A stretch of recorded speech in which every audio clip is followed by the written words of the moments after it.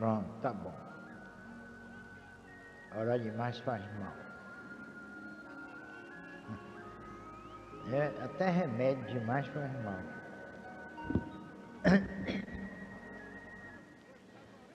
Bom,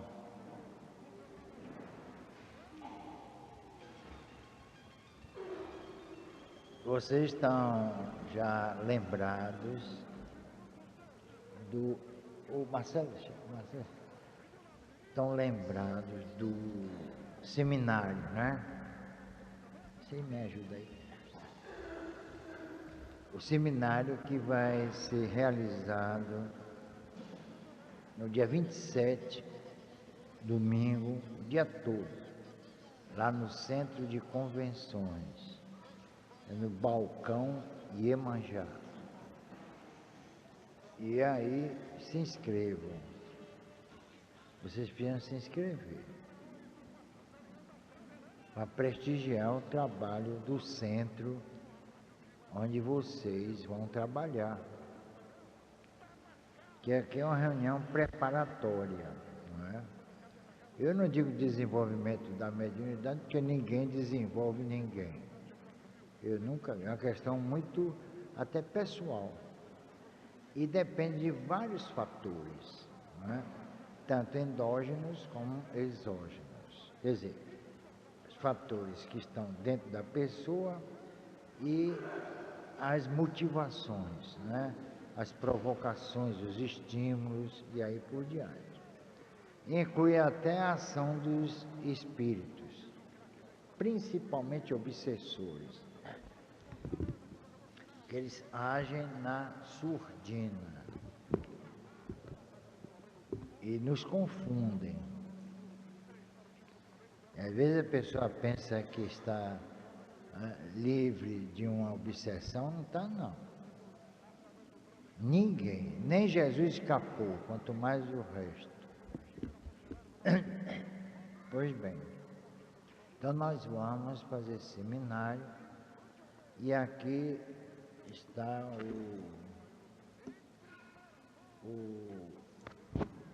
um cartazinho sobre o assunto e vocês podem pegar a ficha de inscrição com quem é que está com a ficha de inscrição? Ah, sim. Ivone, né? E está aí na mão de Jô. Estão procurando na mão de Jô. Agora, mas compareçam mesmo que vai ser interessante, viu? São temas assim especialíssimos e que vocês não veem assim com frequência por aí, não. Então nós temos aqui os seguintes temas, que são 10 expositores. Logo, são 10 temas. Os temas são do inconsciente ao consciente, que é baseado no livro de Gustave Gelei, um psiquiatra francês, e que deu uma nova visão de inconsciente e consciente, diferente daquela de Freud, Jung e companhia limitada. Era um psiquiatra francês, espírita, aliás, nem espírita ele era metapsiquista. E ele deu uma visão assim, revolucionária de consciente e inconsciente, tendo como fundo a imortalidade do ser. É interessante isso. E acaba com o inconsciente coletivo de Jung. É uma das coisas mais estapafúrdias que eu já vi. Fenômeno de quase morte. Vocês conhecem o fenômeno de quase morte? O nome está dizendo, a pessoa quase, né, morreu e aí retorna. A Rede Globo até disse na televisão, no programa de quinta-feira amanhã, por sinal, 15 para as 11 da manhã, tem o nosso programa. E disse também na Rádio Itaparica, que fizeram entrevista comigo, que a Rede Globo está avacalhando uma pesquisa séria feita nos Estados Unidos sobre esse fenômeno de quase morte. Com todo respeito, não tenho nada contra, né? Mas puseram Nossa Senhora Aparecida no final do túmulo, ou do túnel, mandando que um tal personagem voltasse, porque não chegou, tinha chegado a hora dele. Vejam só. Então isso é deboche, né? Botar Nossa Senhora Aparecida, vejam só. É realmente lastimável. Não tem nada disso. A coisa é diferente do que esse povo pensa. Não consultam a ninguém, não procuram informações precisas, né? E aí ficam inventando uma série de bobagens. Aí quando a gente fala, tem gente que não gosta, que acha que a Rede Globo é toda poderosa, sabe tudo, conhece tudo, e não sabe, se meteu com o negócio de almas gêmeas, que é outra aberração, né? E aí lá vai, né? Porque dá ibope, falar em espírito dá ibope, não é? Todo mundo quer ver, todo mundo quer assistir. Agora, para acreditar no espírito aí fora, ninguém acredita, ou poucos acreditam, não é? É como se fosse uma atração, né? É uma atração. Bem, nós temos depois um intervalo, depois projeção astral e bilocação. Vocês sabem o que é projeção astral, né? A gente pôs esse nome, que é um nome conhecido, se é assim, projeciologia, muita gente não ia entender, não é? Não é não? Que o espírita que está assim envolvido no, vamos dizer assim, no métier espírita, acha que todo mundo aí fora conhece a nossa terminologia, mas não conhece. Quer dizer, projeciologia, muita gente não ia saber. Projeção astral já está lá. Bilocação, que vem ser, guardadas as devidas proporções, a mesma coisa. Então, o que é isso? O espírito sai do corpo, com seu perispírito, claro, através de vários transes, o farmacógeno, o mediúnico, o comatoso, e às vezes através até da droga, né? Certas drogas.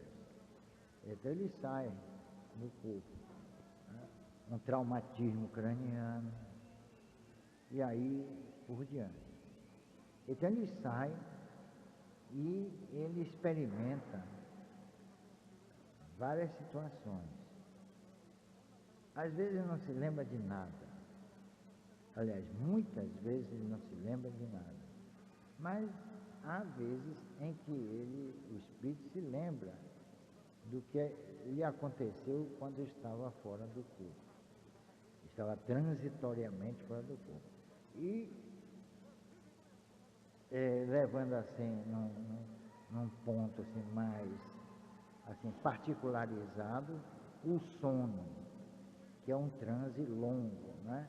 A pessoa que dorme 8 horas, 9 horas, 10 horas, há quem durma até 12 horas. Ela vive mais do outro lado do que do lado de cá. Ela está mais para lá do que para cá, né?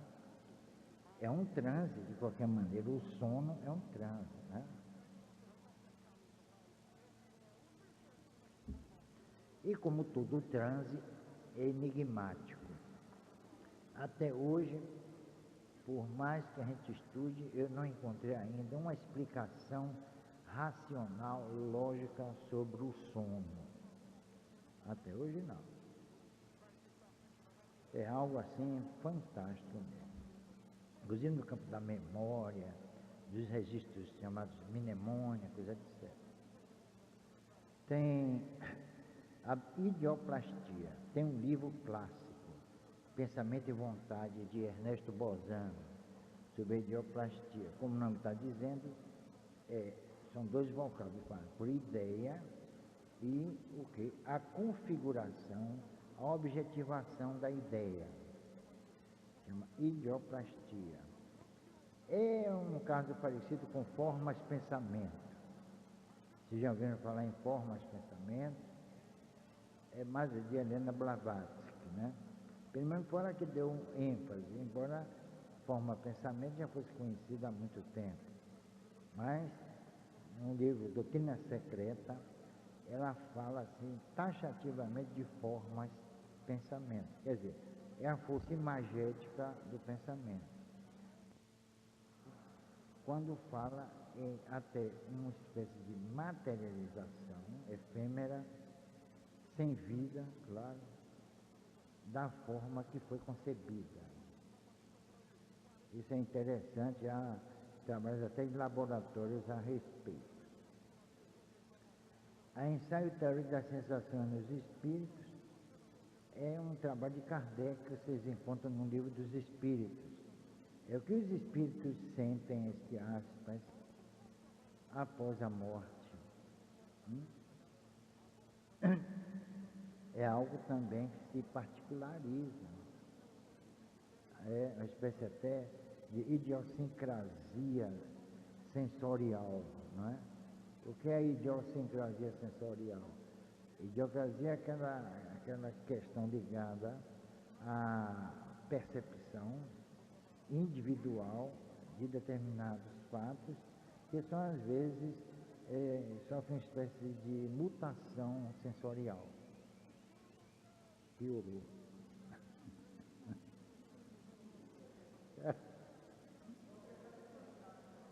Hein? O que?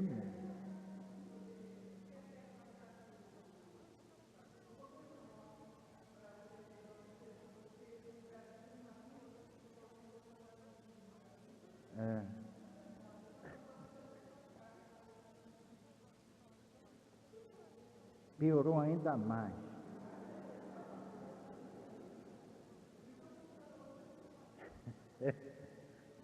Bom, energia e desígnio vital, não é? Só que fazem até uma dicotomia entre energia e fluidos. Há quem faça isso, né? Energia seria a emanação, fluido seria uma constituição. Por exemplo, meu corpo é constituído de fluidos, mas quando a gente emana esse fluido, vira energia. É o que diz, não é? Aí a gente tem que estudar com muito cuidado essa questão. E o desenho vital é justamente ligado a esses fluidos que fazem parte da nossa vitalidade. Certo? Existe esse desígnio vital em todos os reinos da natureza. No homem, nos animais e nas plantas. Obedece também a ciclos, né? Está ligado à evolução, ao processo evolutivo. Na planta, um exemplo, quando ela entra em estado de floração, o que é que acontece? Ela está entrando no período fértil. Aí vem os frutos. A floração desaparece, surgem os frutos. É mais ou menos o que acontece no reino animal e hominal. E os frutos seriam, então, a delivrance das plantas. E ali estão para serem colhidos. Agora, se durante a floração, ou na iminência da floração, alguém vem e corta a planta, aí cria um desequilíbrio. Isso que é, na verdade, ecologia. Aí cria um desequilíbrio na natureza. na ordem, melhor, natural. E muita gente não percebe isso. Quem percebeu isso foi o comandante Darger, um francês, em 1920. Ele percebeu esse processo. Então, ecologia é mais ou menos por aí. O livre-arbítrio, que vocês sabem que é a livre, pelo menos até certo ponto, manifestação da vontade da pessoa, não é? Onde? Nos segmentos que constituem a sociedade, a família, o trabalho, o lazer. E aí tem aquela célebre frase de a semeadura é livre, mas a colheita é obrigatória. Então a gente pode fazer o que der na nossa telha, mas nós temos que responder pelo que perpetrarmos. Isso anula qualquer religião, que acaba com aquele caráter salvacionista da religião, que é a história de Deus salva. Você pode rezar 500 Pai Nosso, 300 Ave Marias e aí por diante. Então tudo isso vai por água abaixo quando se estabelece a responsabilidade do homem diante do que ele faz. Os gregos já falavam isso.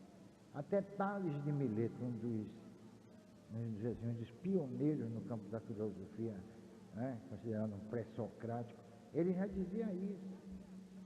Ele já falava da responsabilidade do homem diante dos atos praticados. Isso, né, mais de 500 anos antes de Jesus. E o próprio Jesus disse a cada um segundo as suas obras. Isso é lei de causa e efeito.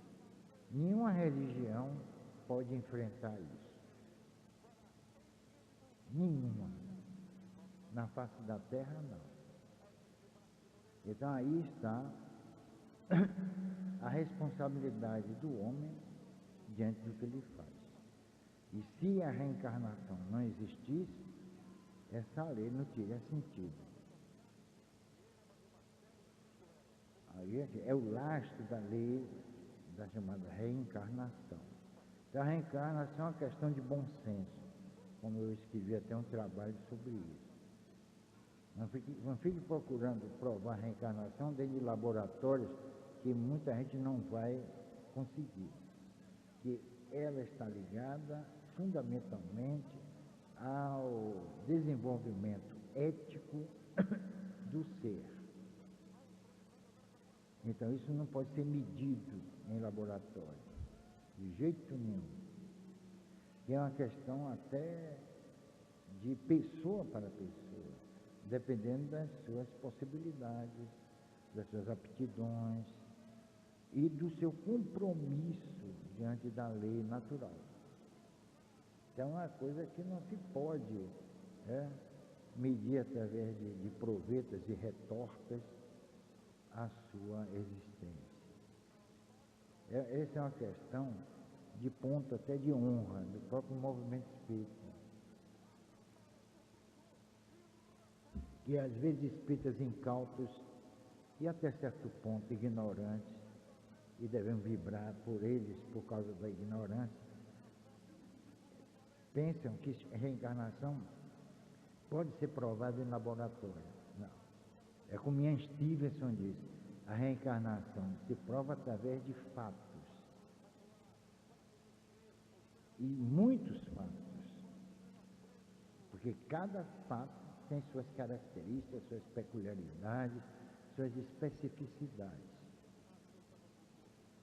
Curas paranormais, aí vocês vão também ter conhecimento dessas curas, especialmente de Agapoa, nas Filipinas, que a sua mediunidade foi estudada por vários pesquisadores americanos, ingleses, franceses, e há até um livro de George Mick,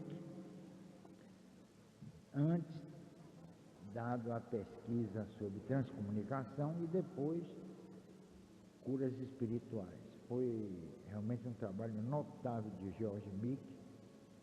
Qual é a editora? É Cultrix? Ou é Pensamento? Cultrix. Mas hoje a Cultrix é da Pensamento. Acho que pode encontrar em Civilização, Curas Paranormais. Olha, assim, são vários autores convidados por George Mick e cada um tem a sua história para contar, né? Frutos, essas escolas, essas histórias de suas pesquisas. Aí tem um intervalo e vem o conceito dinamogenético da vida. Isso está ligado a um grande pensador argentino, que eu tive a honra de revelar aqui no Brasil, o Manuel S. Porteiro, César Bogo, Natália Secarini, Humberto Mariotti, esses grandes pensadores argentinos, todos professores universitários, eram espíritas. E a maioria dos espíritas no Brasil não conhece. Como também esse povo não conhecia Bolzano, Gelei, né? Aksakoff, Gibier, Chorovics, Crookes, Lodge, Juiz Edmonds, nos Estados Unidos, Nando Fodor, o nome é horrível, mas é polonês, em Nova York, fez pesquisas memoráveis, né? E vários grandes nomes da pesquisa, como o coronel Henri Alcott, que depois se tornou teosofista, mas antes deixou um patrimônio fantástico no campo da pesquisa ectoplasmática. E eu revelei muita gente aqui no Brasil, esse pessoal todo. E aqui na Bahia especialmente. Manuel S. Porteiro mesmo, eu acho que a turma aqui do teatro é macaca de auditório dele. Ele escreveu um livro, Espiritismo Dialético, onde ele focaliza o conceito dinamogenético da vida, que se completa com o conceito psicogenético da vida de Gustavo Gelei. Os dois são realmente geniais. Gelei mais do que Porteiro, diga-se de passagem, é a bem da verdade. Mas o Gelei é tão lá em cima que Porteiro não fica lá embaixo. Então, um completa o outro, né? É o psicodinamismo de Gustavo Gelei, que tem uma concepção filosófica da evolução, é fantástica. Mas é filosofia como ciência, como falava Heráclito de Éfeso, né? É a filosofia como ciência, e não como meras especulações sobre o porquê da vida, de onde eu venho, para onde eu vou, quem eu sou. Eles não tratam dessas perguntas porque eles já têm as respostas. Eles não ficam, né, assim, invocados com isso, ou então absorvidos por isso. Eles não ficam. É realmente, é uma nova visão de espiritismo que esses homens dão. Porque aqui nós não adotamos obras mediúnicas, todo mundo sabe disso. Nosso trabalho é com os grandes pensadores. Né? Bom, julgamento dos mortos. Aí é que nós vamos ver se os mortos são julgados ou não. Ou se vão esperar o juízo final, não é? Ou se o julgamento é uma questão dele, espírito, pessoal. É aquela história de a pessoa ser arco e flecha. Então é preciso saber se o julgamento é nosso, o julgamento é de Deus, o julgamento é da lei, Mas acontece que a lei de Deus está em nossa consciência. Então nós vamos ser tribunal, réu, conselho de sentença e por diante. Defesa, acusação, tudo. Então o julgamento está em nós. E tem uma coisa, não há penalidades. Nós não vamos ser punidos, porque a lei natural tende a reeducar, reciclar o indivíduo. Se existe alguma prisão, podem até existir duas prisões. Primeiro, o corpo, como os espíritos da codificação até, eles se referem a isso. E depois a própria Terra, que é chamada de planeta prisão. E tem um grilhão aqui chamado lei de gravitação, ou da gravitação, que prende e chumba a gente aqui. Tá vendo? Aliás, eu tenho até um trabalho da terça-feira sobre as cartas de Newton sobre a lei da gravitação, em que ele confessa a um amigo que ele realmente, ele descobriu a lei da gravitação.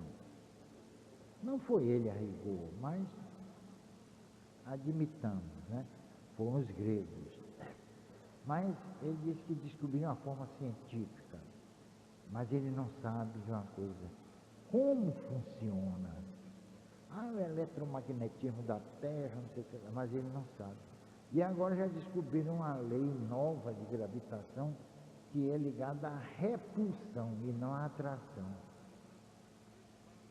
É aí que diz que o universo está se expandindo através da gravidade repulsiva. Não inventaram não, descobriram, né? Eu não sei, às vezes também eu tenho um processo de gravidade repulsiva que não é bem sabendo.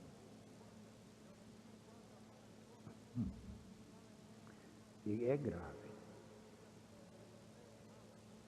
E aí tem o encerramento, pronto, acabou. Queria mais? Então aqui foi um panorama, uma coisa assim muito tímida, muito lacunosa sobre o nosso encontro. Aí vocês veem que a gente não vai para lá para ficar, para brincar. É coisa séria. O espiritismo é muito elitista. Eu sinto dizer isso. Não é para qualquer um, não. Mas não é mesmo. Agora, existe o espiritismo brasileira, que é oba-oba, não é? É paetês, lantejoulas, essas coisas todas. Quem quiser, quem gosta de festa, como o brasileiro adora a festa, está na hora de conhecer o brasileiro através de confetes e serpentinas. Que aqui é diferente. Aqui deveria estar cheio, lotado, mas não está. Por quê? Porque só vem aqui quem quer estudar. E cada quarta-feira é uma monografia dessa. E tem mais, com 2 temas. Às vezes são 3 temas, né? E a gente não se repete. Então, quem estiver colecionando isso aqui, encaderna. Aqui são assuntos que, modéstia inclusa, né? Vocês não vão encontrar em lugar nenhum. Sinto muito. As fontes de consulta aqui são especialíssimas. E aí a gente traz para vocês, mas para ninguém. A gente não divulga isso em lugar nenhum. Nada. Não sai por aí divulgando, não. Então, se vocês quiserem. Aqui tem um trabalho, os espíritos crescem no além, e o outro é Bases Espirituais da Parapsicologia. O que é que vocês querem? Vamos fazer a votação. Quem quer o primeiro, levanta a mão. Quem quer o segundo?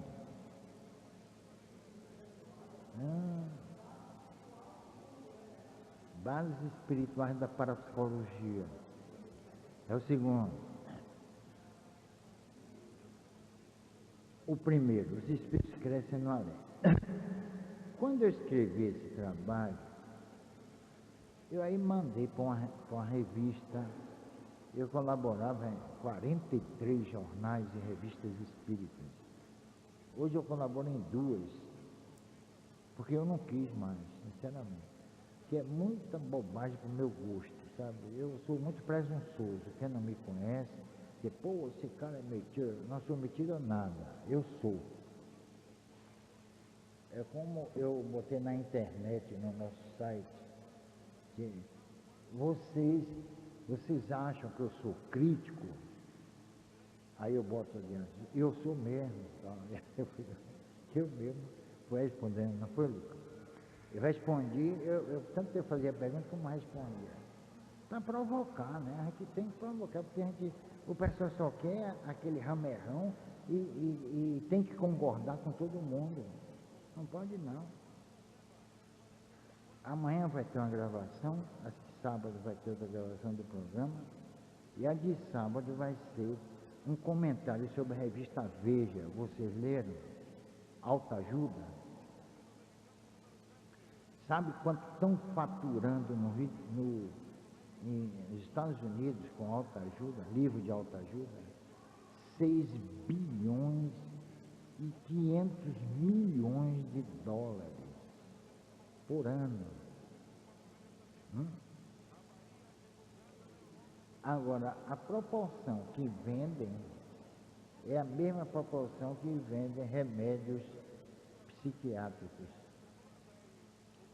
Então, o que está adiantando a autoajuda? E o que é se autoajudar? Eu não sei.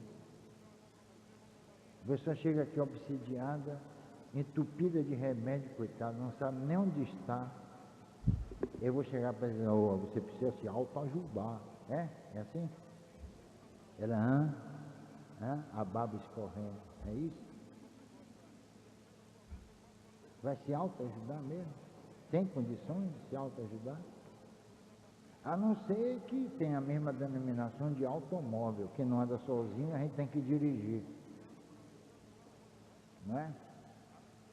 Eu sou assim. Porque uma pessoa dessa também não se autodirige. Alguém está dirigindo. Leva para tudo borocotó, candomblé, tudo.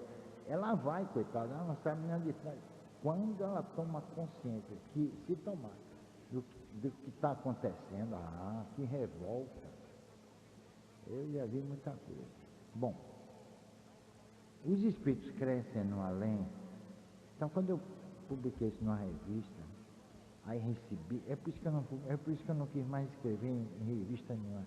É desaforo, olha o negócio. Quando eu escrevi sobre transplante de órgão, vendo o lado do espírito espoliado, meu Deus do céu, eu fui execrado mesmo, né?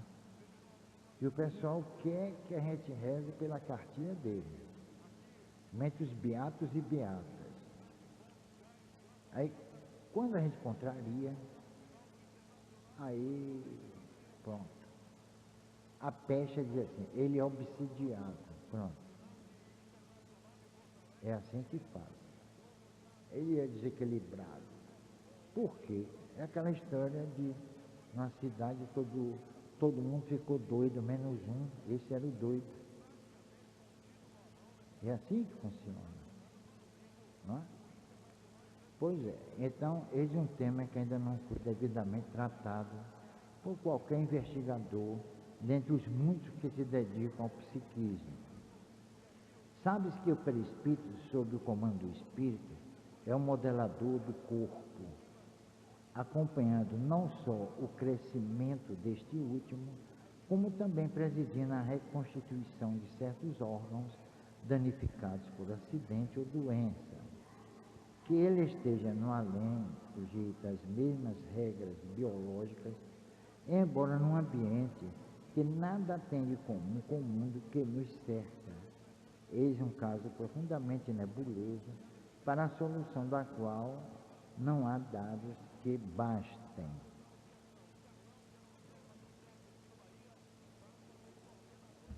Se o indivíduo desencarna no estado adolescente, deve entrar em nova vida, com características próprias quanto à forma.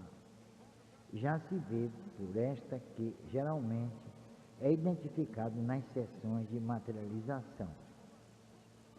Mas, como, por exemplo, o espírito controle, não é? Que esse pessoal não chama de mentor. Essa expressão mentor apareceu aqui no Brasil. É espírito controle, não é? Nem guia também chama, é espírito controle. O espírito controle de Elizabeth da Esperança, né, era uma adolescente chamada Yolanda. Ela tinha 15 para 16 anos, Yolanda.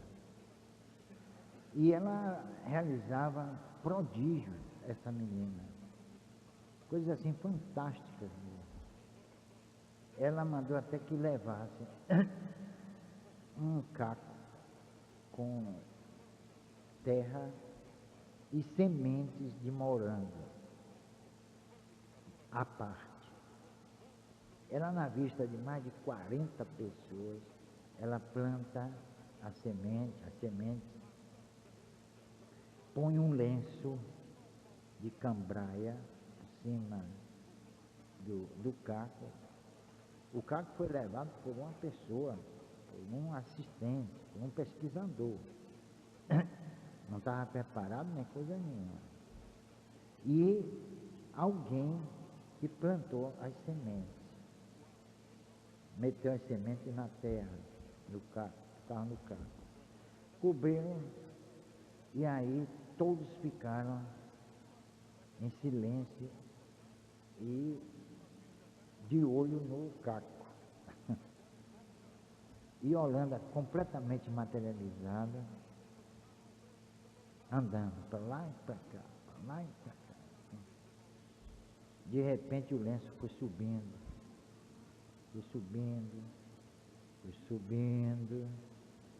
subiu aqui assim.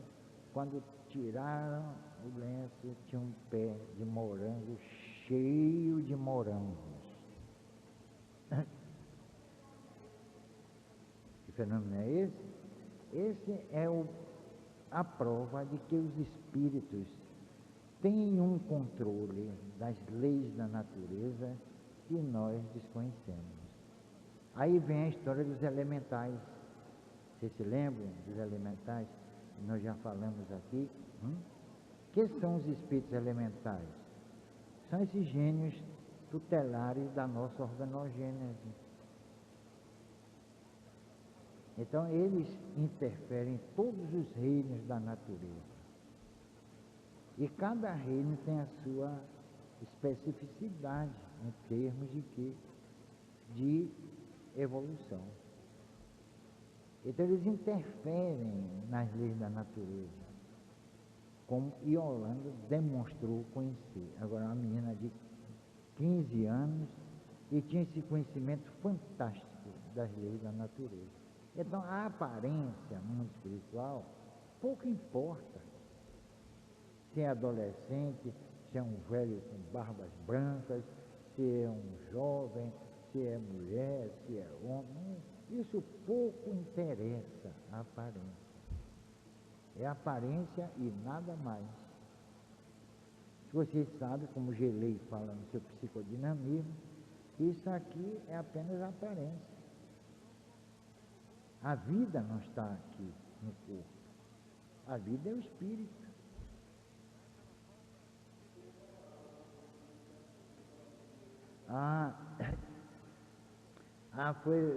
Eu estava no mundo espiritual, porque eu saio, né, assim, deliberadamente, aprendi com o tempo, demorou, mas aprendi.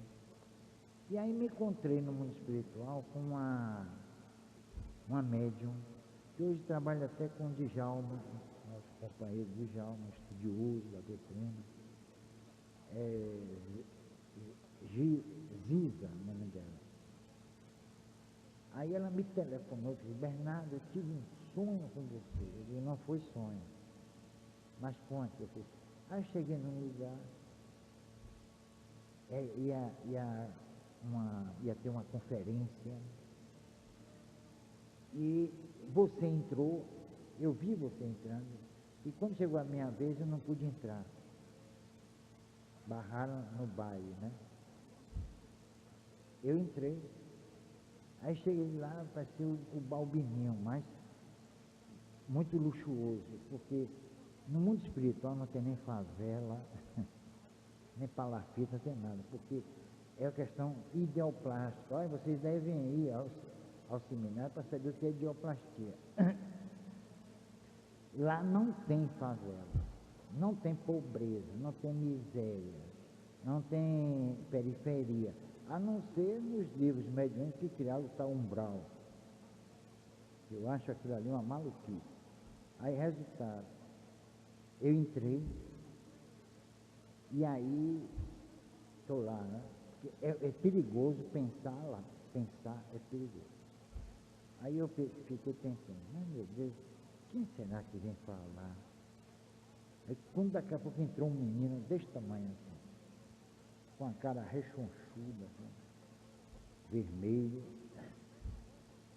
Aí eu olhei assim e disse, mas o que é que esse pirralho pode me dizer? Eu pensei, né? Aí ele olhou para mim e fez, aguarde. Eu não, rapaz, não sabia onde enfiar a cabeça, né? Então, no mundo espiritual, pensar é perigoso, viu? É melhor elogiar. Poxa, pode ver até o demônio, mas que sujeito bonito de vermelho com esses chifres, tá, né?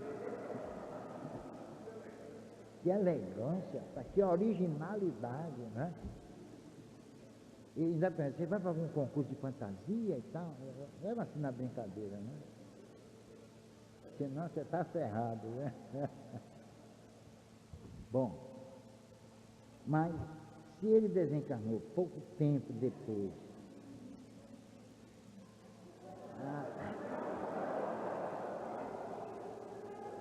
eu já fiz de propósito. Ninguém se manifestou, ninguém sabia o que o menino tinha falado. Olha, o menino deu uma aula de física transcendental, que completou até o trabalho de Frederick Zoller, no livro dele, Física Transcendental, da Universidade de Leipzig, que vocês, a turma aqui conhece, né?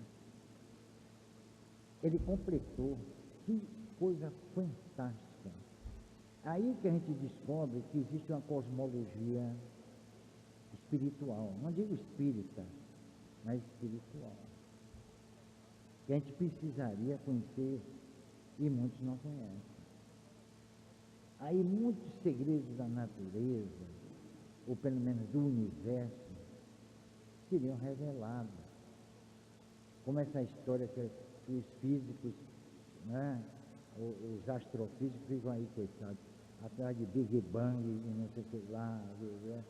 Agora a teoria das cordas, e isso, se o universo está se expandindo, se está se encolhendo, olha, está uma confusão com isso, vocês não imaginam. É o pessoal de Harvard, de Princeton, de Yale, de Cambridge, todo mundo está discutindo essa questão e ninguém chega a lugar nenhum. Quando um menino desse tamanho conhecia tudo. Então, o tamanho, a aparência, não importa. No mundo espiritual, não. Aqui, sim. Aqui as pessoas se deixam levar pelas aparências, não é? Todo cientista usa óculos, barba, bigode, é careca, eu tenho uma testa proeminente, né? A gente cria uma espécie de, vamos chamar de biotipo, né? Não é biótipo, não é biotipo, e aí pronto. Às vezes a gente é burro, eu conheci um sujeito com uma testa imensa, mas nunca vi um cara tão burro na minha vida e era formado em administração. E eu perguntava a mim, mas naquele tempo não tinha essas faculdades livres. Eu digo, mas como ele conseguiu, meu Deus? Né? É um dos mistérios que eu vou levar para o túmulo.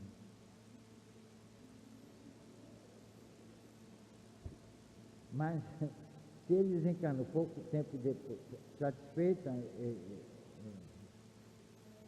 né? Da próxima vez eu vou levar vocês, viu? É turismo, é espírito, viu? Mas se desencarnou por depois do nascimento, com que forma entrará no além? Como o perispírito é uma espécie de duplo do corpo físico, parece, segundo o critério mais simplista, que deve aparecer com a forma de ser que modelou. Vem isso a propósito de um relato feito por Sir Arthur Conan Doyle, que foi o criador de Sherlock Holmes, numa conferência realizada no dia em 1829 ou 28, 1928, no Queen's Hall, em Londres, acerca de uma fotografia psíquica obtida pelos irmãos Falconer, residentes em Edimburgo, na Escócia. Depois de se referir às acusações infundadas feitas à honradez e credibilidade de Craig e George Falconer, Conan Doyle passou a contar um fato impressionante relacionado com o assunto em que o experimentador era um conhecido magistrado, e ao lado dela sua filha, que desencarnara ao nascer e que crescera no mundo espiritual, apresentando o aspecto de uma jovem de 27 anos. Esta, comunicando-se através da senhora Bacon, prometeu mostrar-se-lhe se ele levasse um médium fotográfico. Essa questão de médium fotográfico é uma questão muito especiosa. Há realmente esses médiuns de fotografia, não é? Existem esses médiuns. São raros. Eu mesmo tenho uma fotografia do setor de oncologia infantil do Hospital Santa Isabel. Uma pessoa bateu a fotografia num corredor para pegar ao fundo as crianças, né? E no meio do corredor apareceu um espírito de uma mulher que batia no teto a cabeça. Devia ser mais de uns 2 metros. Acho que já mostrei aqui, né? Mas era uma mulher perfeita, os pés, a perna, tudo. E estava entre o fotógrafo e as crianças, nesse setor de oncologia do Hospital Santa Isabel. Está lá. Então, o fotógrafo é médium de fotografia. Independe aí de um médium que forneça o ectoplasma para que o fenômeno aconteça. Ele mesmo imprime na chapa, vamos dizer assim, a imagem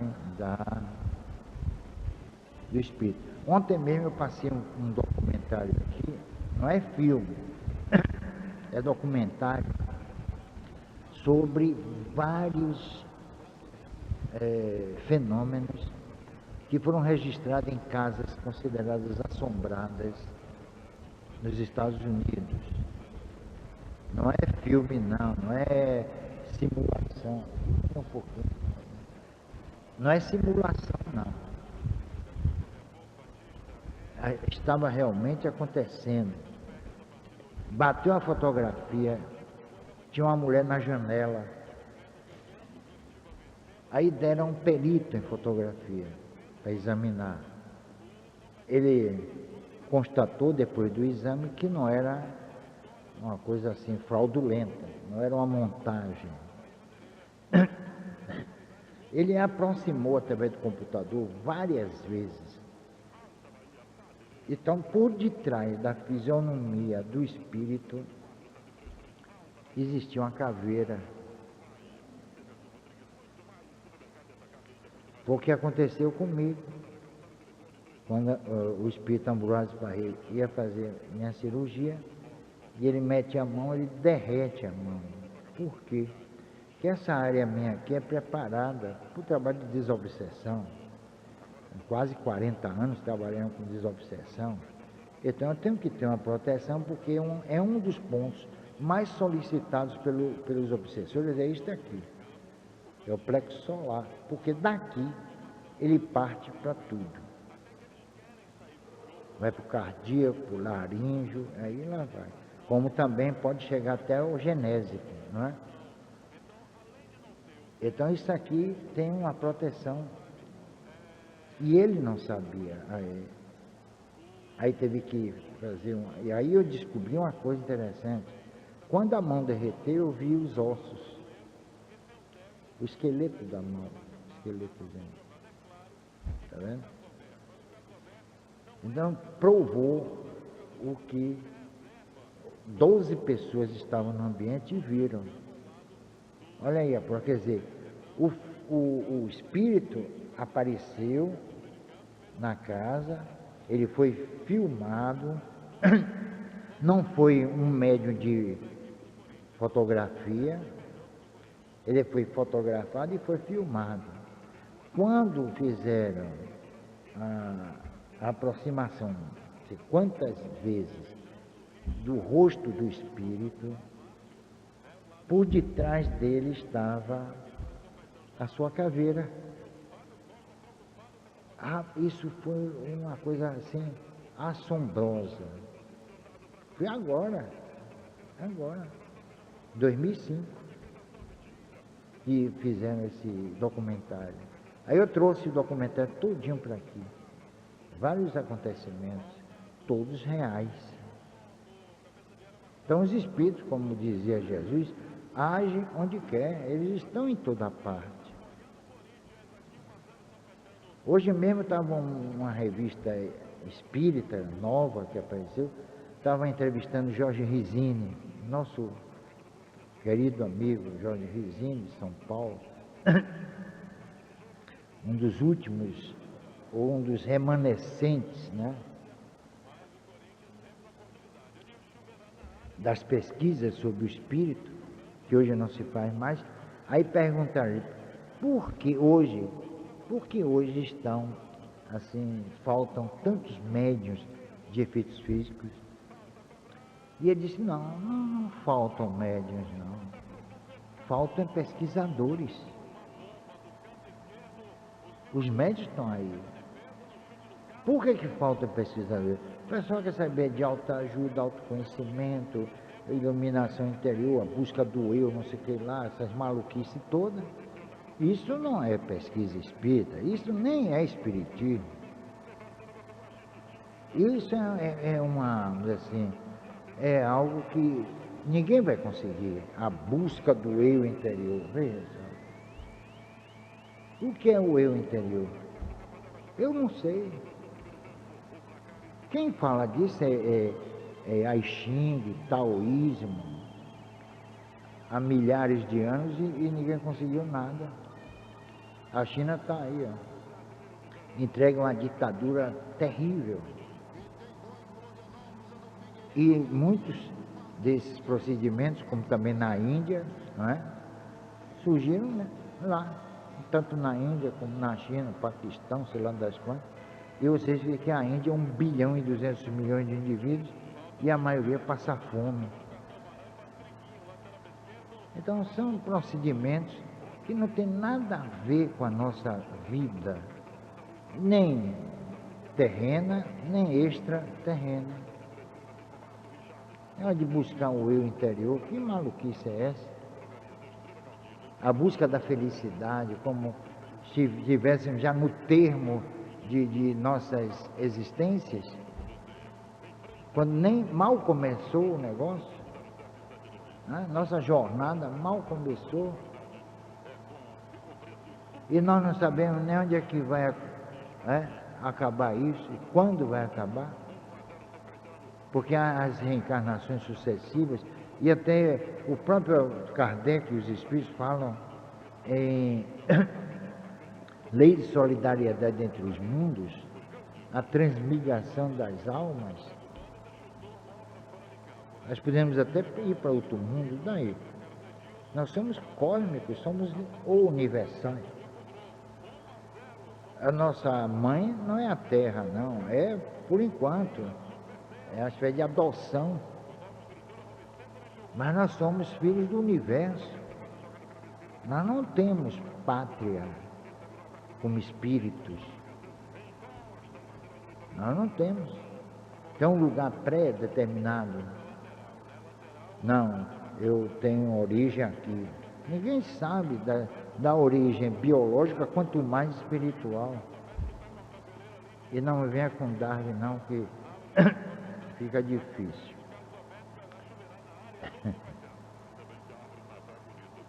Tanto que Kardec quase sofre a influência do ambiente onde estava se forjando a doutrina espírita. Como eu já falei aqui, de um lado o marxismo, do outro lado o darwinismo, e aí lá vai, o século dos ismos, naturalismo. Quer dizer, era uma época em que se negavam os valores espirituais. E Kardec resolve lançar o espiritismo justamente nessa confusão toda. Porque Darwin era materialista e nazista, ainda tem mais essa. O Marx era um socialismo déspota. Kardec no meio fazia o quê? Entre um e outro. O que é que ele estava fazendo? Fazendo lei de liberdade, lei de igualdade, lei de justiça, amor e caridade. E sem encontrar eco, ainda tem mais essa. Sem haver repercussão. Houve uma repercussão, mas não atingiu os meios intelectuais, filosóficos, socialistas que estavam, esses socialistas estavam imperando a época, não só na França, mas em toda a Europa. E aí Kardec lançando a lei de liberdade, lei de igualdade, o que não deu certo na Revolução Francesa, liberté, égalité, fraternité. Ele reformula a lei de liberdade, ele reformula a lei de igualdade, ele reformula a lei de sociedade. Até certo ponto, sim, mas não na profundidade que eu gostaria que ele tivesse reformulado. Ele devia ter exercido o seu senso crítico, criticar Marx, criticar o naturalismo, criticar o positivismo. Isso que devia ter sido feito. Nem na Revista Espírita ele fez. Mas na minha opinião, modéstia, ele devia ter feito isso. Ele devia ter feito o Livro dos Espíritos um libelo. Não só em nível espiritual, mas também político e social. Claro que lei de liberdade, lei de igualdade, lei de justiça, amor e caridade são aspectos políticos do que chamam de religião espírita. É um absurdo chamar uma doutrina dessa de religião, porque de religião não tem nada. Então Kardec se viu em palcos de aranha, sabia? Por que não lançaram o Manifesto Comunista em Paris? Porque o governo francês não quis. Foi lançar em Londres. Onde lançaram também o darwinismo? Em Londres.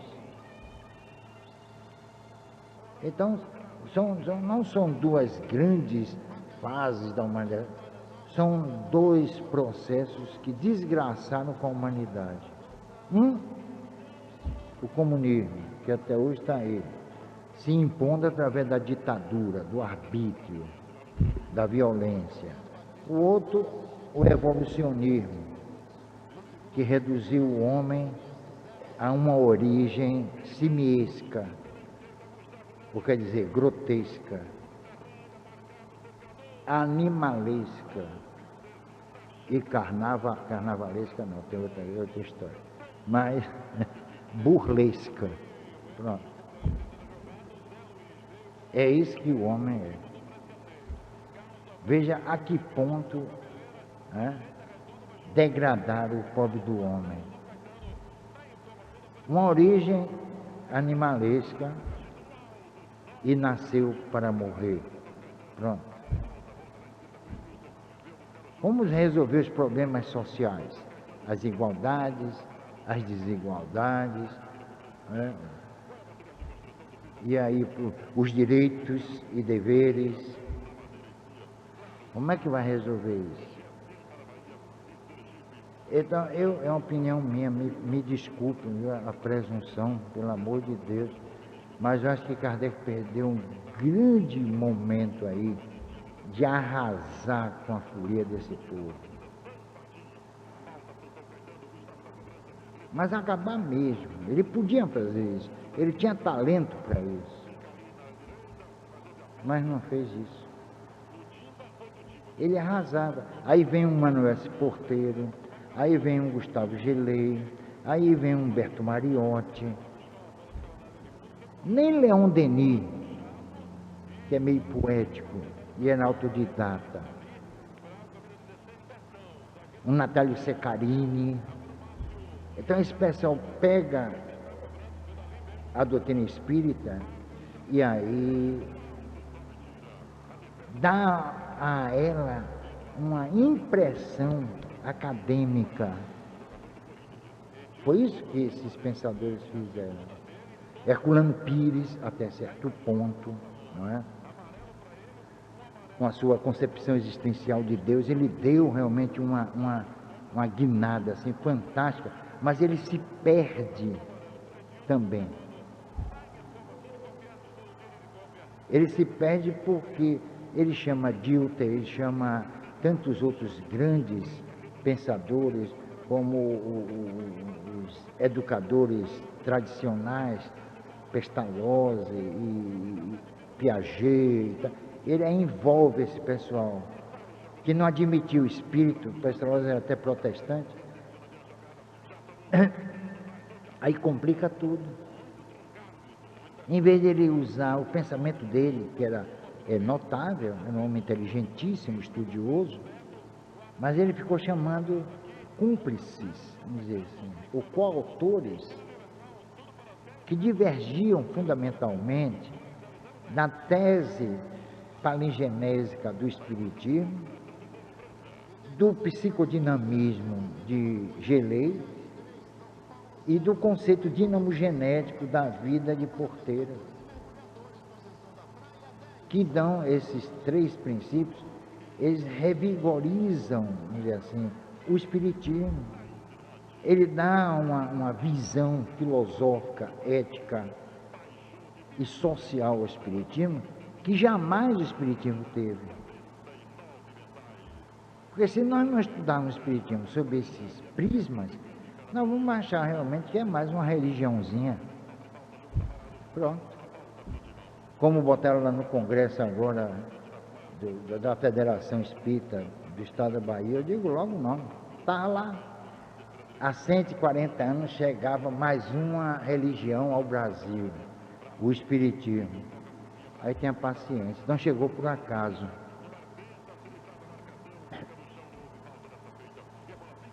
Mais uma religião. Como o brasileiro vai entender que o Espiritismo é uma doutrina que exige estudo, reflexão, pesquisa? Aí tem até o credo espírita, né? Existe um credo espírita. Aí tem a paciência. Aí não tem quem suporte. É paciência. Então fizeram do espiritismo mais uma religião. Isso significa o quê? Deu ao espiritismo um caráter salvacionista, foi? Providencialista? Paternalista? É isso? Deus salva, Deus perdoa. É essa a questão? Se existe a lei de ação e reação, e se a lei de Deus está inscrita em nossa consciência, como disseram os espíritos a Kardec, para que o perdão? É inócuo, não tem nenhuma validade. É como eu digo sempre, é um instituto da impunidade, meu Deus. E às vezes as pessoas não raciocinam. A doutrina espírita, infelizmente, me perdoem dizer isso, eu sei que muita gente só vem uma vez aqui, eu estou um pouco me lixando também, né? Mas eu não posso admitir Deus me perdoando. Eu não quero. Mesmo que Ele queira, eu digo, o Senhor, quem é isso? Faça isso comigo. Me dê uma oportunidade de me reabilitar. Me dê uma oportunidade de resolver meus problemas. Porque se Vossa Excelência, a gente tem que tratar assim, né? Vossa Excelência. Ou então, meritíssimo. Ou então o cara chamou, como é que chamou? Vós meretríssimo, né? O cara, coitado, embolou a língua. Aí eu ia dizer, ô Excelência e tal, coisa única, né? Assim. Eu não quero o seu perdão. Eu quero assumir a responsabilidade dos atos que eu pratiquei e estou praticando. Será que ele vai brigar comigo? Eu vou terminar perdoando. Não é não? Eu diria isso mesmo. Aliás, eu já disse, né? Por via das dúvidas, eu disse. Até hoje não recebi resposta.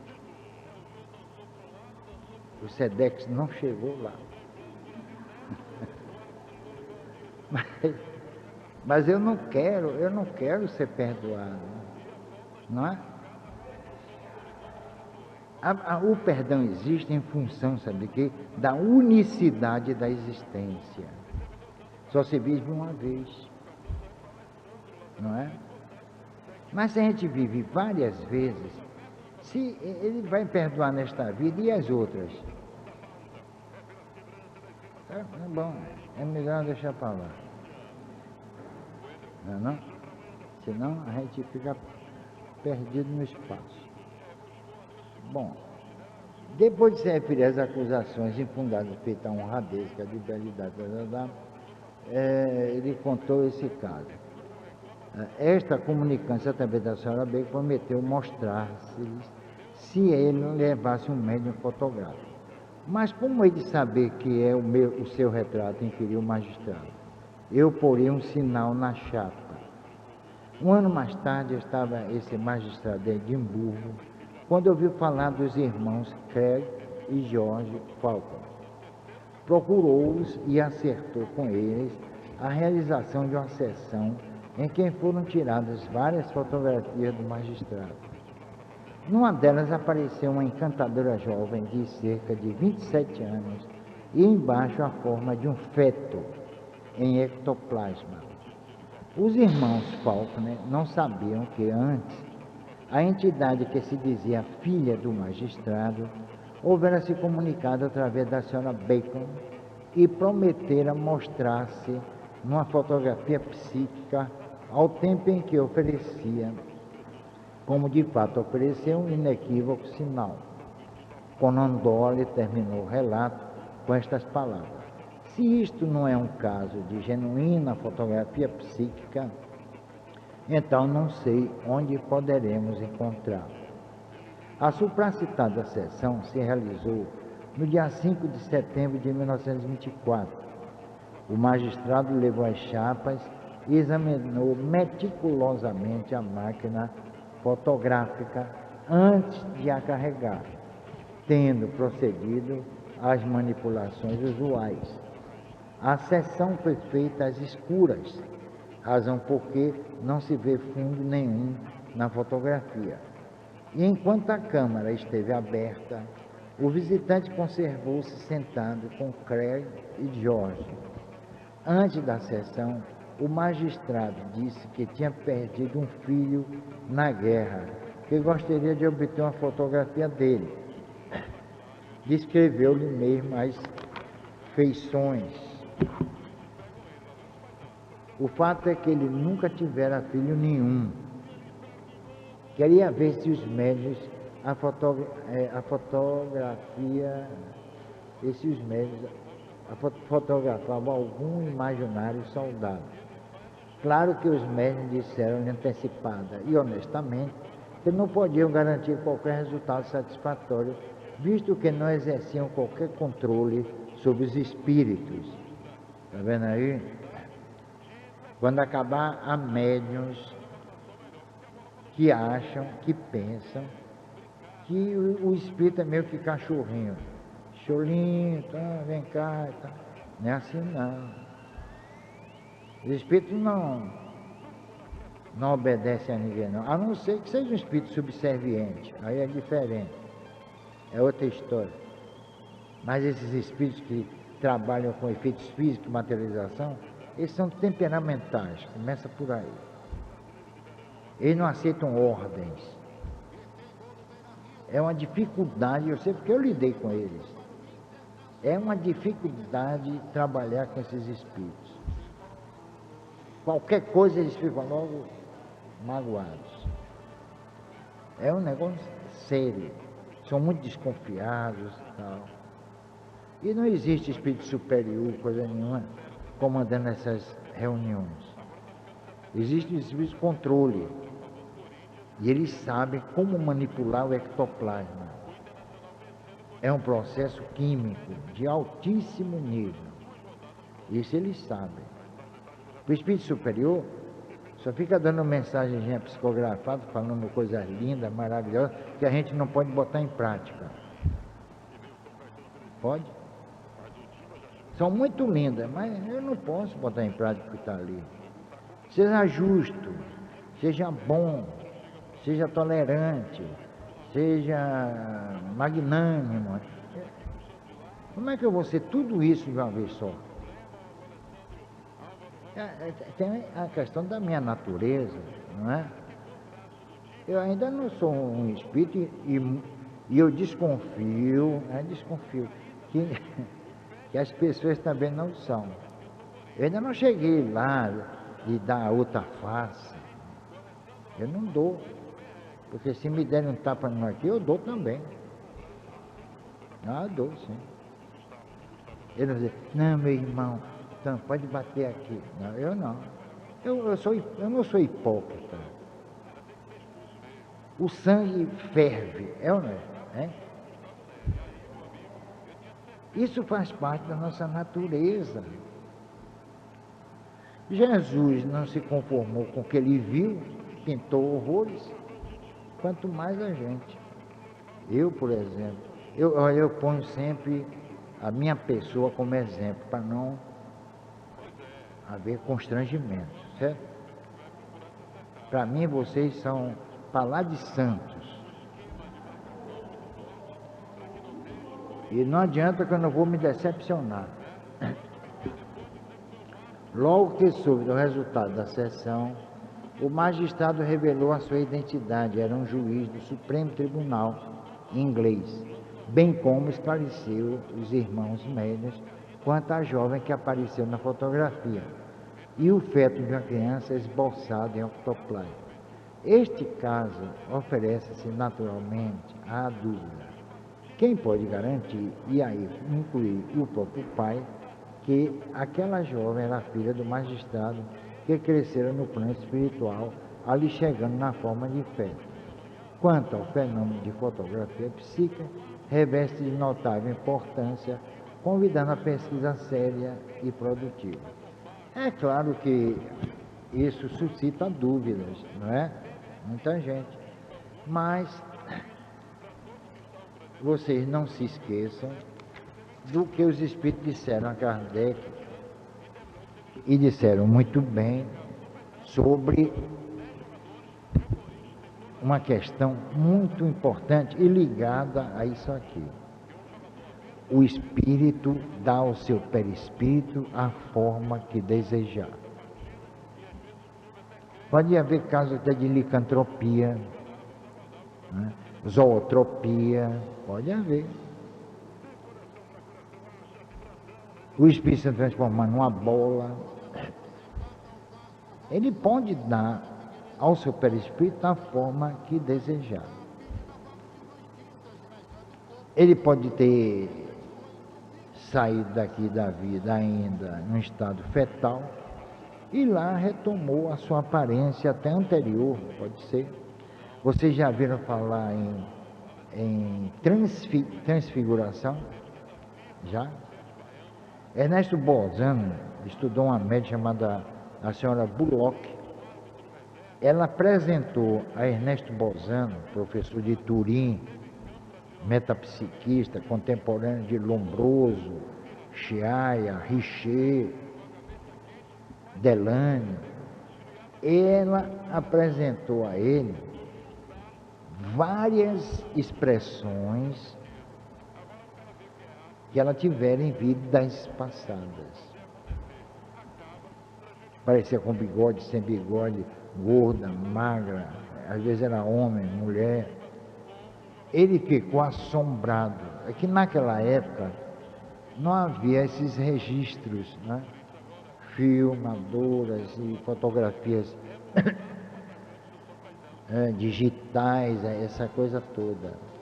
Mas ele e várias testemunhas presenciaram isso.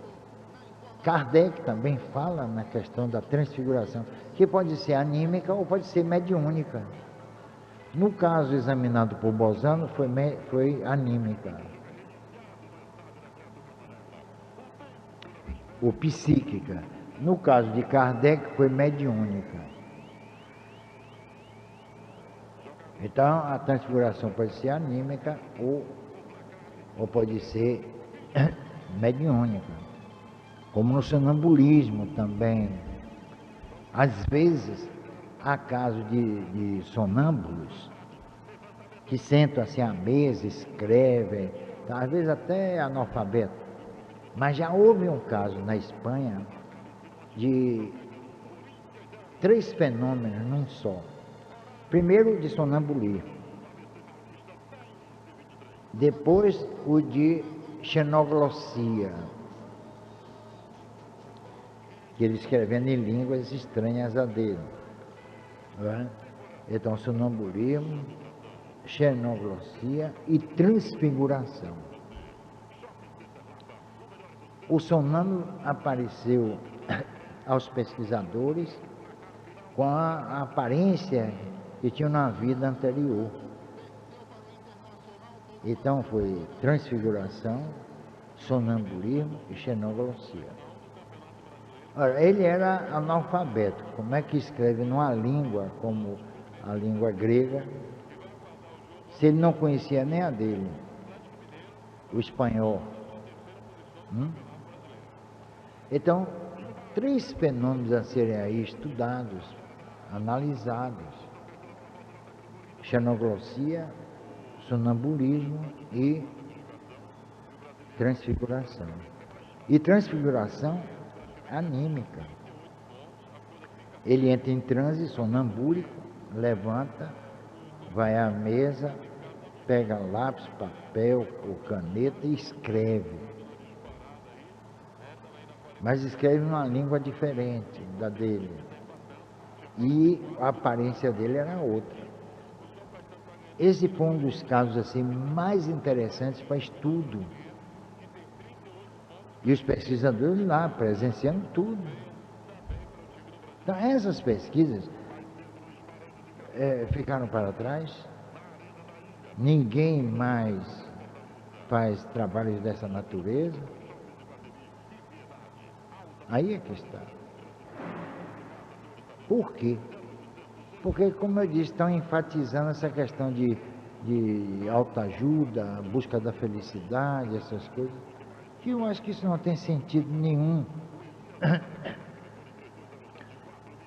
Tudo vai acontecer naturalmente e não em função dos nossos desejos.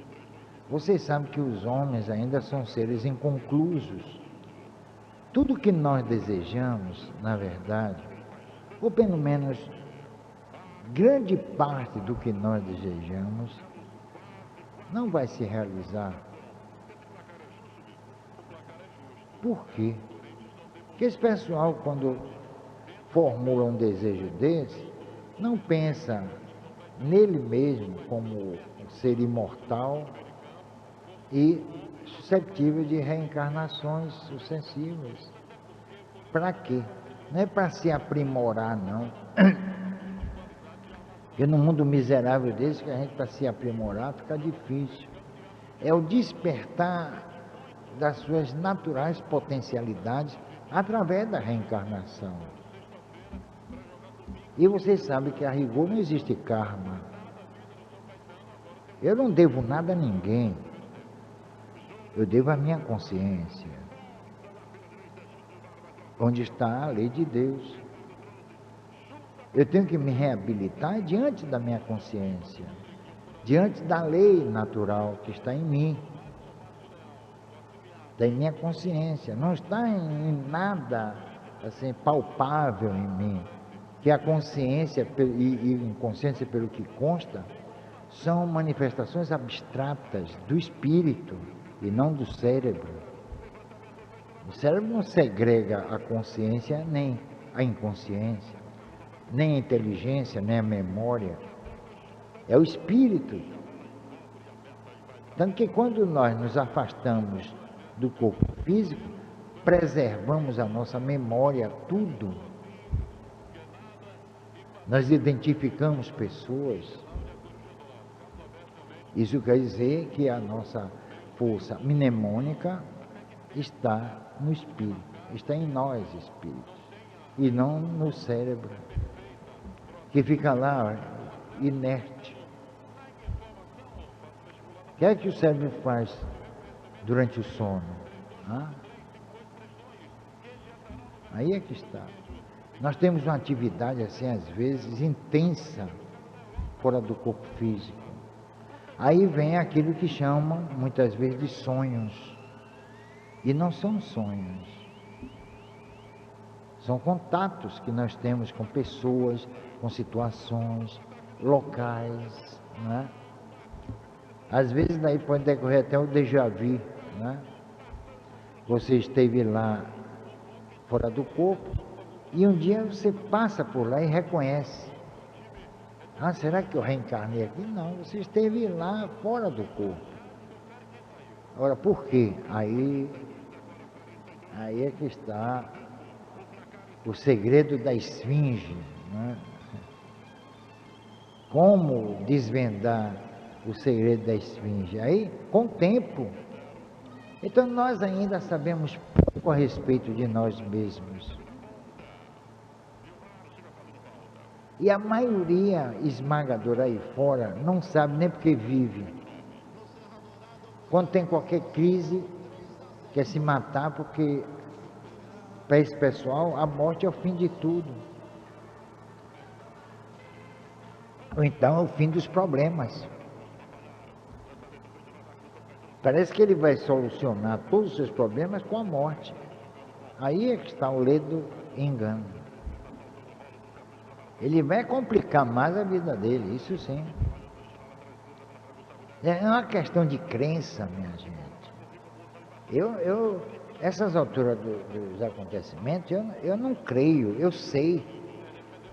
É diferente. É por isso que eu procuro pregar assim com tanta ênfase, com tanta convicção, porque eu tive prova da existência do Espírito. E a maioria por aí não teve. Então, o resultado, não fala dessas coisas porque não tem certeza da imortalidade. Eu tenho. Um dos poucos, talvez, no Brasil. Por quê? Porque eu contactei com os espíritos. Não foi através de evidência, não. Então, isso daí, às vezes as pessoas não entendem. Pô, esse cara quer saber. Não é que eu tive essa experiência. Ora, por que eu tive essa experiência? Aí eu não sei. Aí verdadeiramente eu não sei. Mas que eu experimentei de todos os fenômenos que você possa imaginar, claro. Talvez para chegar aqui e falar com lealdade, com certeza, com convicção, sem fazer poesia, levar as pessoas às lágrimas, emocionar. Eu não gosto de emocionar ninguém. Eu nem me emociono.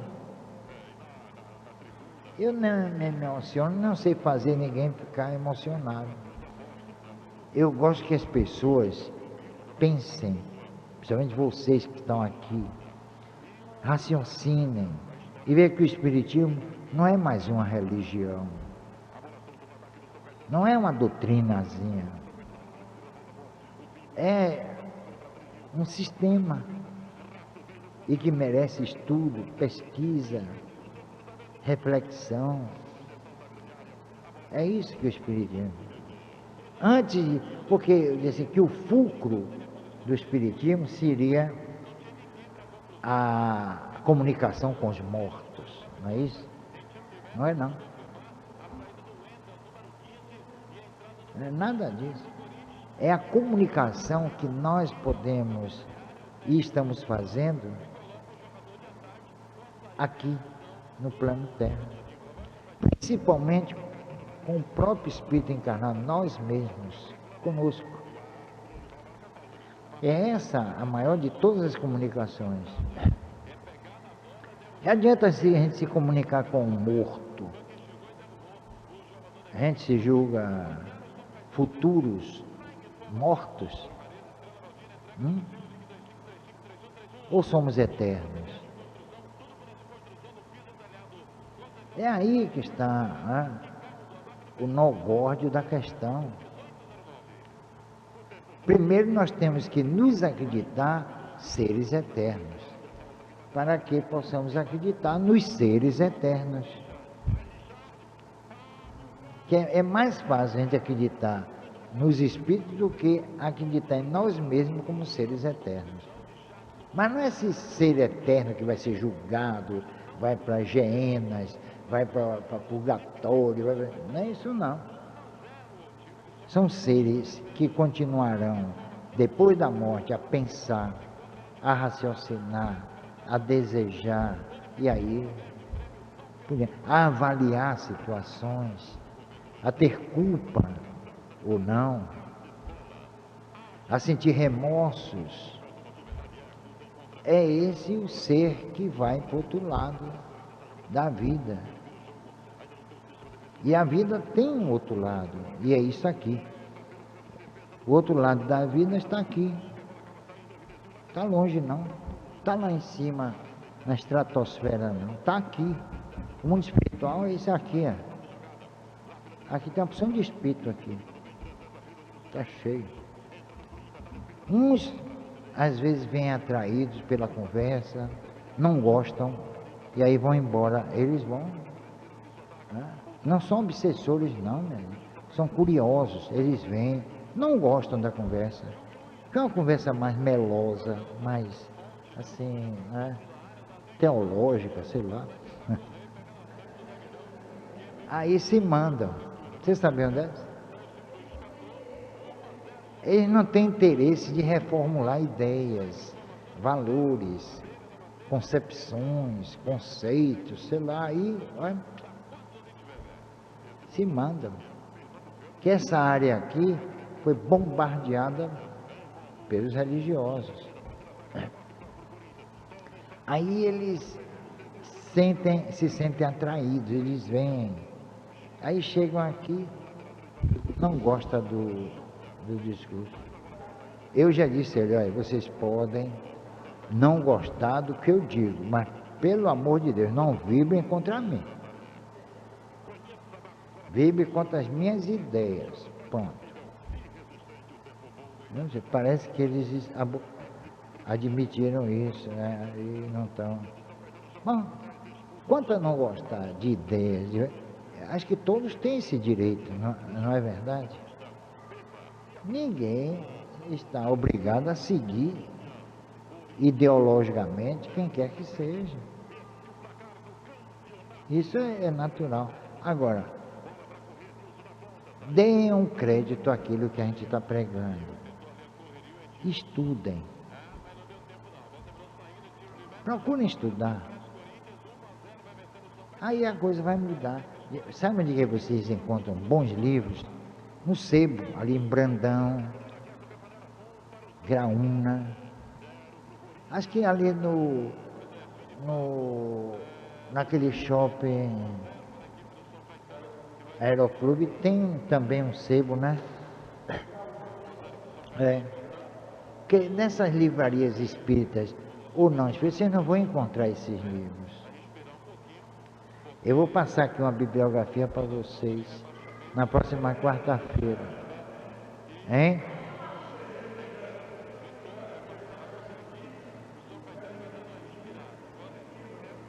Ali tem uma livraria, né? Mas não tem esses livros, não. Eles não, sabe, às vezes vocês podem até encontrar lá, nessa livraria, na casa de Pititinga, né? Vocês podem encontrar esses livros de pesquisa por R$2, porque não tem saída, aí vende por R$2, R$1. Livro de Bolzano, essa turma toda. Porque não sai mesmo. Só sai de Zíbia, isso e aquilo, né? Aí vocês vão lá no sebo e procuram. Eu vou dar uma listazinha aqui. Aí vocês procuram, para que vocês saibam que a doutrina espírita é uma ciência, uma filosofia de consequências éticas.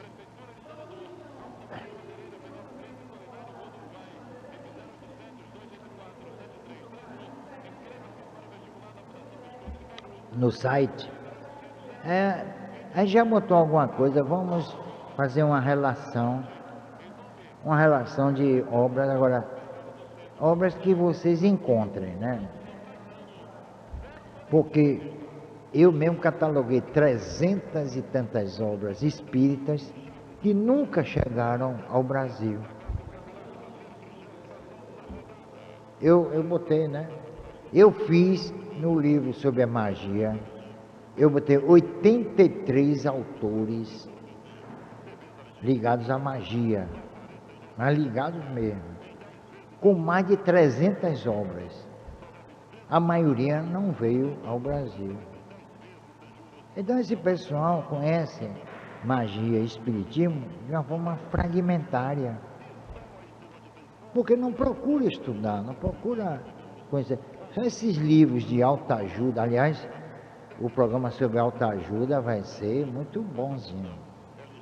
Eu vou mostrar quanto estão faturando só nos Estados Unidos com essa questão de autoajuda. E que não ajuda nada. 8 bilhões e 500 milhões de dólares é muito dinheiro, minha gente. É brincadeira. E as pessoas se atolando nas drogas passadas pelos psiquiatras. É brincadeira, não. Não curam. Às vezes é um processo obsessivo, você não sabe. E aí confunde as coisas. Uma obsessão pode se confundir com um distúrbio considerado assim mental, né? Não pode?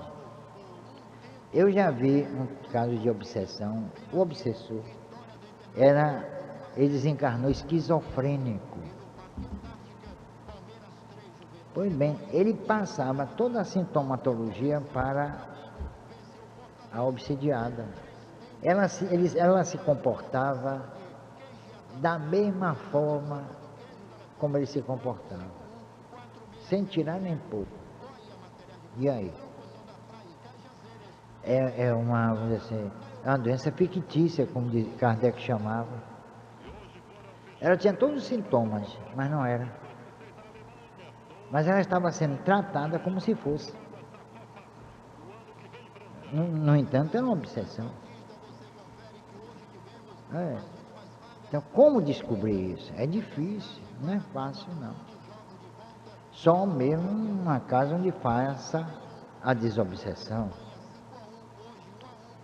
E olhe lá, você tem que ter muito cuidado, muita atenção para te identificar esse caso. Lidar com o espírito mesmo encarnado ou desencarnado, é muito difícil. Agora, eu não sei qual é o mais difícil, se é o desencarnado ou se é o encarnado. Eu ainda vou descobrir, né? Porque tudo é a mesma coisa, é a mesma porcaria quase. Obsessor encarnado é dose, né? E o pior é que a gente não toma aquelas providências quando ele desencarna, ou quando o obsessor é desencarnado. Porque quando é desencarnado é evangelho, é isso, vai ao centro, vai... Agora, quando é encarnado, ninguém liga. Aí é que está o problema. Vamos fazer um evangelho para o meu obsessor encarnado. Não faz. Ah, para o desencarnado, faz. Eu não estou entendendo aí, né? Devia fazer para os dois. Que às vezes também tem um encarnado de um lado e tudo do outro. Não é? Eu conheci uma pessoa, uma jovem, casada, que o marido dela era um obsessor. E a sogra completava o ambiente. Pronto. 2 obsessores, coitados. E ela falou, mas nada, o que é que eu faço? Eu digo, dê no pé, minha filha, se mande, viu? Ah, e a família, digo, então você vai morrer na unha deles, é? É isso? Viva a família! Ah, morre. Não é assim também, não. A gente tem que se preservar também. Tem uma coisa chamada dignidade, respeito próprio. Isso aí funciona. Não é? Deve ficar massacrado o tempo todo, na unha de marido e de sogra. É assim? Vale a pena? A não ser que vá consultar alguém por aí e diga, ah, minha filha, você tem que suportar, é seu karma, que noutra vida você deve ter feito alguma coisa a esses dois. Você desgraçou com seu marido e arruinou sua sogra. Pronto. Toma lá da cá, olho por olho, dente por dente? Não, não é isso. Não existe esse tipo de determinismo. E se existe um determinismo, nós é que criamos com os nossos atos, com o chamado livre-arbítrio. A gente cria um determinismo. Parece uma fatalidade, mas não é. É a repercussão.